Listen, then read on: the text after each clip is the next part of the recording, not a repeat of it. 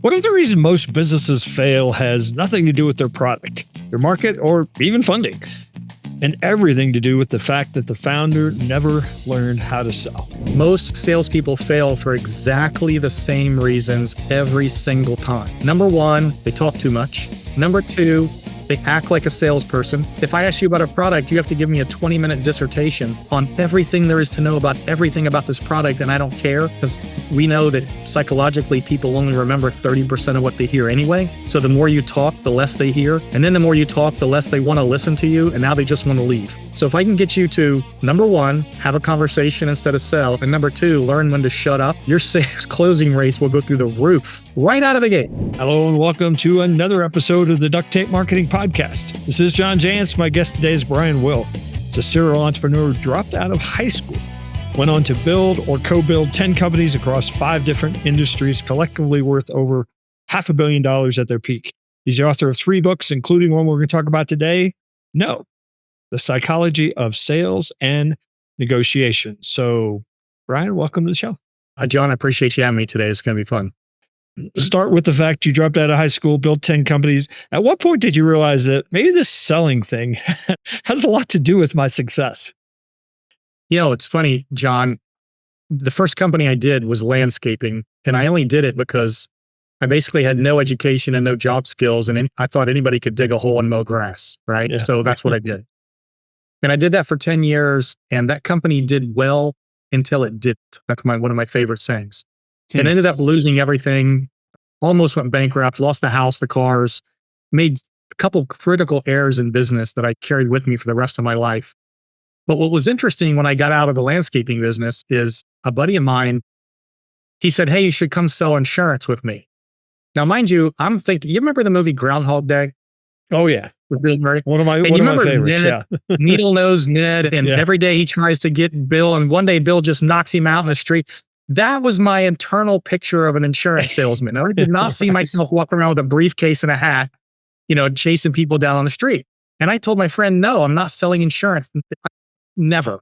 I'm a landscaper to start with. Yeah. So he bugged me, and 6 months goes by and he kept showing me big checks. And finally I said, all right, how do I sell insurance? And he said, give me $500. I'll give you some leads. I'll take you on one appointment and then I'll turn you loose. That's the worst way to train a salesperson, I got to tell you. So that's what we did. We went on one appointment. We went into this house. We came out. He goes, I just made $500. And I was like, oh my gosh, that's incredible. So I took these 20 leads, and a week later, I showed up at the office and I had sold 12 insurance policies. Yes. And the guy that owned the agency, I walked in, I put him on the table, and he goes, what's that? And I said, those are the insurance policies I sold this week. And he goes, how many leads did you get? And I said, I had 20. I said, is that not good enough? He goes, oh my God, that's like top 1% in the country. What did you do to sell those? I remember saying, I don't know. I just sold them. I had no idea, John, I could sell. I tell my kids all the time, you probably have talents you don't know yet. Yes. One of the talents I did not know at the time was apparently I could sell. Within 6 weeks, I was producing 50% of the revenue in this agency. 6 months later, I broke off. I started my own agency. A year and a half later, I sold it to a venture capital firm. It was my first sale. And we turned it into a company that went public. I didn't know I could sell. I just could, and I don't know why. But then I turned it into a system of selling and sales management and training, and wrote the book, and that's what I do. Well, a lot of people suggest sales can be taught, but it's not a skill necessarily. You kind of backed into it as like, I had that skill. I don't even know what I was doing. So how do you kind of reconcile that with the idea that you're now taking people who maybe say, I don't have that skill, and you're teaching them? It's interesting. Most salespeople fail for exactly the same reasons every single time. Number one, they talk too much. Yeah. Number two, they act like a salesperson. If I can just get you to learn how to have a conversation with somebody and not act and sound like a salesperson, a salesperson's, their voice goes up like an octave and they talk really fast and they're excited. Like, hey, John, how are you, man? I'm glad you came in today. And you're like, dude, you're a salesperson. Stop doing that, right? And then if I ask you about a product, you have to give me a 20-minute dissertation on everything there is to know about everything about this product, and I don't care. because we know that psychologically people only remember 30% of what they hear anyway. So the more you talk, the less they hear. And then the more you talk, the less they want to listen to you. And now they just want to leave. So if I can get you to, number one, have a conversation instead of sell. And number two, learn when to shut up, your sales closing rates will go through the roof right out of the gate. My father was kind of an old time salesperson. I mean, he was a manufacturer's rep, and, he'd go into these towns and go around the square to, the stores that were there. And I used to go with him every now and then. And I remember he's like, we got this great new product. I'm going to show this person today. Walks in, he's like, hey, we got this great new product. And the guy's like, oh, that is nice. Can I get 10 cases? Got out his pad, sat it down, gave the pen, and left. I was like, well, you didn't even tell him about it. He's like, I took the order. Right. And it just lasted with me forever. A lot of people talk themselves out of orders. Yeah. And the third thing is they talk too technical, right? Yeah. Remember, I was doing a project out in Seattle a year or so ago. And I always, if it's a small sales team, I like to go out with the salespeople and listen. And I went out with their top salesperson. And he went in to see this customer and they were selling windows. And he's like, yeah, and these windows have the Belgian slash and the 6-inch nails, and they do this and this, and the customer is nodding their head. Yeah. And I stopped. I said, hey, John, can I ask you something?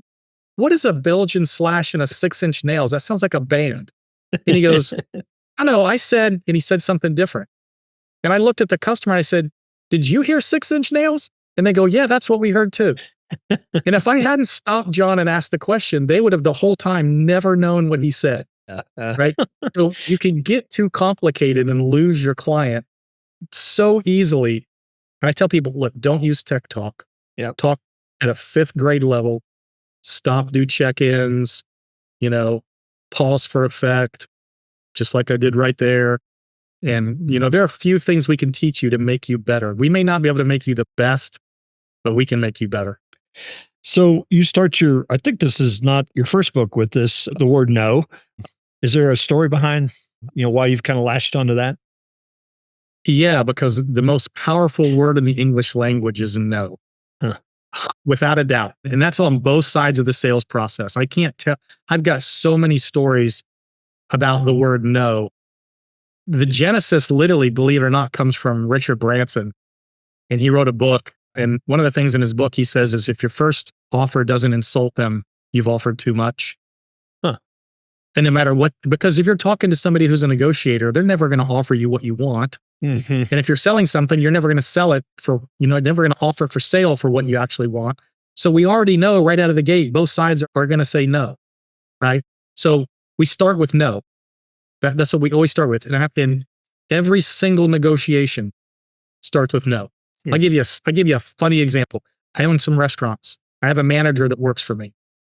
And I was sitting in there with a general contractor one day, and the manager comes up and he said, hey, the electrician's here and he wants to fix the outlet and the lamp and he wants $1,200. I said, offer him $600. And the manager looked at me and goes, what do you mean?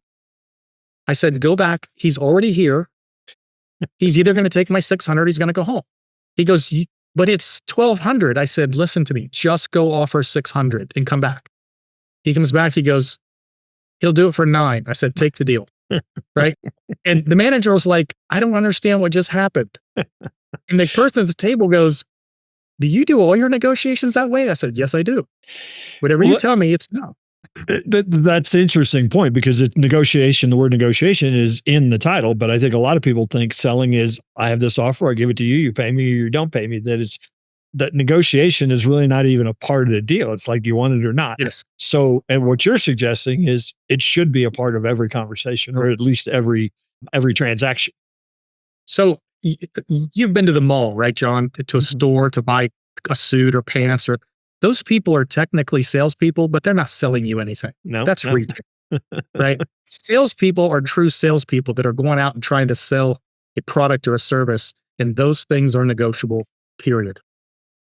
So what do you say to that? A lot of times, a lot of my listeners are, they don't have sales teams. The founder is selling out there. And a lot of times they got into the business because they were good at doing something like landscaping, for example, right? So how do you turn that person, especially the person who's like, I hate selling, How do you Yes. turn that person? I mean, obviously, one of the Yep. pieces of leverage you have is the fact that, well, if you don't sell, you're going to be out of business. Yep. But how do you turn that person into somebody who could successfully sell?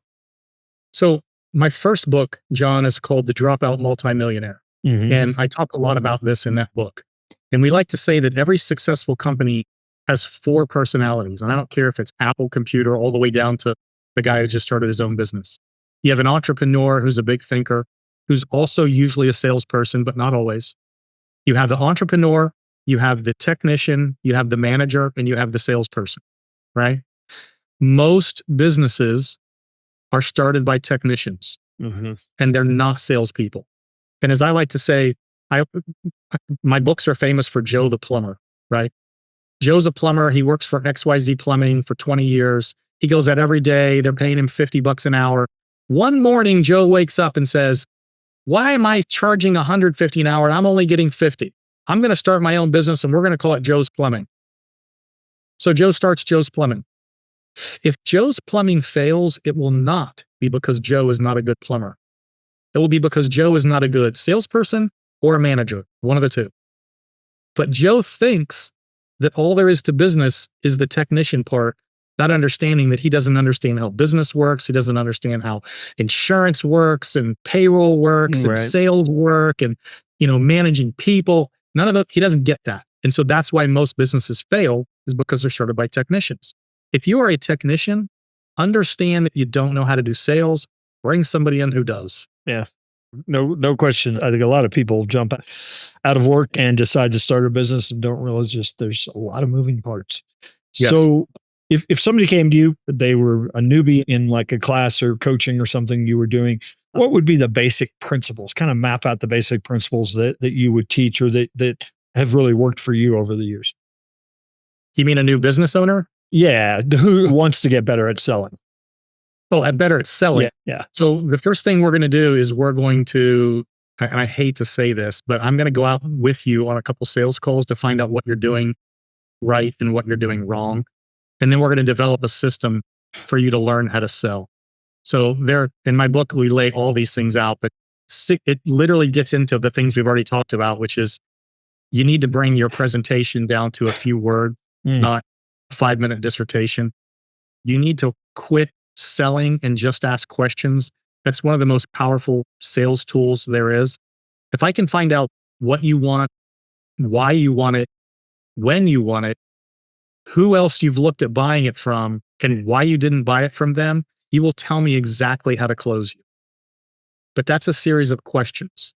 If we want to get into, high level sales, then we'll start talking about learning who the other person is. Some people give and receive information differently, as I like to say.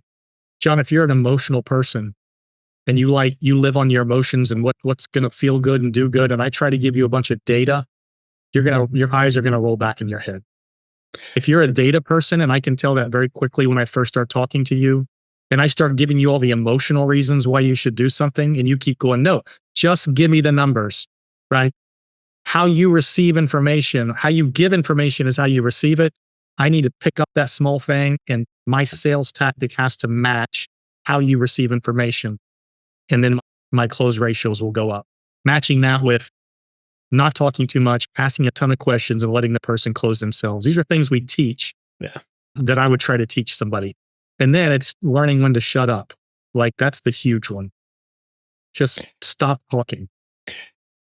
So the point you make about reading, how somebody wants to be sold, how they process information, how they learn. I mean, doesn't that take a long time to really get good at? I know one of the things that they teach all the time is just what you talked about. Go in and probe, right? Ask questions. I don't really like that when somebody comes in and I feel like I'm being interviewed, because I'm like, I don't really know you that well yet. I don't trust you necessarily. I'm not going to give you, all this information you're asking me for. So how do you deal with how do you teach people to do that reading, how somebody needs to be? Again, I'm, years of experience. You probably learned it because you've seen everything, but how does that newer person who is really maybe feeling a little uncomfortable with this new approach that they've been taught? Well, these things are going to all be product specific. So let me give you one, right? Right. I have a company that does window and door replacement. Okay. So when I walk up to the door, I'm like, hey, John, how are you doing? I understand that you're looking to replace some windows today. Is that right? Yeah. Well, which ones are you looking to replace? Well, I'm thinking the ones on the front of the house. Why do you want to replace those? I mean, why not all of them? Why just these? And you're going to say, well, because I either want a bigger window or this one's fogging up or, Gets all the sun all day. Yeah. Yeah. So these questions aren't really interviewing you as much as why are you wanting to replace these windows? And when you say, well, this one's leaking and this one's leaking and I want a double pane here or I want a bigger window, I'm like, okay, great. So you're looking at a double pane window. You want to do this and this. Have you shopped with anybody else? And you'll say yes or no. Do you have any idea what windows like this cost? And you're going to say, well, not really. And then I do what we set the delta, right? And I'll say, well, just to let you know up in advance, windows cost, and I know this because I did this with a window company, windows cost between $300 and $1,000 a piece to replace. 300 is going to get you a base level, 1,000 is going to get you the Mac Daddy. What range are you going to be in? I'm going to set the range. And the reason I set the range is because I don't want you to come in and say, oh, I thought they were $100 and I just spent a half a day with you. Yeah. Right. Right. I also want to, I don't want to pitch you $1,000 window when you say my budget's 200 or it's in my, I never ask somebody a budget. I always give them a range. I let them pick in the range. You want the cheapest at 300? You want me to talk about the 1,000? Let's go in the middle. Okay. Yeah. People ask the budget question. I'm always, what are you looking to spend? That's my favorite question. I mean, I'm like, as little as possible. I mean, I'm just trying to. I tell people, don't ever ask somebody what their budget is. And they go, why? It's like, because they'll lie to you. Then I don't go to the car lot and say, I'm really looking to spend $52,560. Right. Right? I'm not going to do that. I'm going to lie to you because I think you're going to take advantage of me. Now, if that same person says windows cost between $300 and $800 a piece, now you know you're not getting it for $200. You're going to give me at least, you want to start at 300, 500, 800? Where do you want to go? Because I could spend all day talking about windows. Let's talk about what's important to you. And by the way, if we're going to get into super high level sales, John, if they pick the 500 and we get to the end and they're not willing to commit, this is what we call the drop back and punt. I'll say, well, let me ask you something. To be very fair, I just told you all about the $500 windows, and those may be what you want. Would you have any interest in hearing about the $300 window? Because if you say yes, you could never afford the 500 in the first place. So do you find that these principles that you teach, it doesn't really matter the industry, B2B, B2C, doesn't really matter, huh? No. It is what, look, people are people. I don't care if you are the CEO of IBM, you still go home and fight with your wife and your kids are throwing up on you and, you're just a person. So you also wrote The Dropout Multi-Millionaire. What lesson from that book do you wish you'd learned 10 years earlier? I spent my first 10, 15 years in business trying to do everything myself, trying to be the smartest guy in the room, particularly when you get under pressure. Too many entrepreneurs fall back into the red personality zone where they get very autocratic and you will do it my way and blah, blah, blah. And it wasn't until I met my business partner, Steve, who was way more successful than me. And that even took a year before I broke down and I said, you know what? I'm going to listen to you. And when I did that, we went from zero to, we sold our company for $80 million 3 years later. Yes. At some point you have to understand that there are smarter people than you, as smart as you think you are. There are people that know more about certain things that you need to listen to. Finding somebody who's been there and done that, John, who's willing to come in and help you and tell you, and then your ability to take that advice and listen to it is the difference between your success today or your failure tomorrow. 100%. And I didn't know that when I was young. I think that's a great place to end it today. Brian, I appreciate you taking a moment to stop by the Duct Tape Marketing Podcast. Is there anywhere you invite people to connect with you and find out more about your work? Yeah, brianwillmedia.com. My books, my training, everything's on there. You can find everything you want to know. Awesome. Well, again, I appreciate you stopping by and hopefully we'll run into you one of these days out there on the road. Appreciate it, John. Thanks for having me.